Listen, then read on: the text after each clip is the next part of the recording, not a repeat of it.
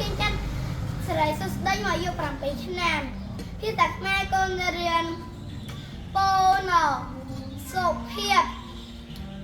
សូភុំជាកុមារកំរោសូភុំមានសុខភាពរាបសារនិងដងគុណពុកម៉ែសូភុំបានជួយសូជីបនៅពេលនាងដួលកង់សូជីបអរគុណសូភុំដែលបានជួយនាងសូជីបសូភុំបបួលសូជីបរៀន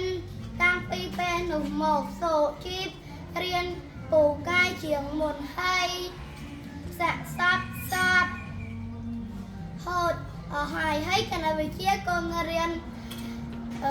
ពិធីបូកមានត្រាទុកមួយ36បូក7ស្មើ43ហើយគេធ្វើជួរដេក36បូក7ស្មើ43អស់ហើយចំណុចនេះចា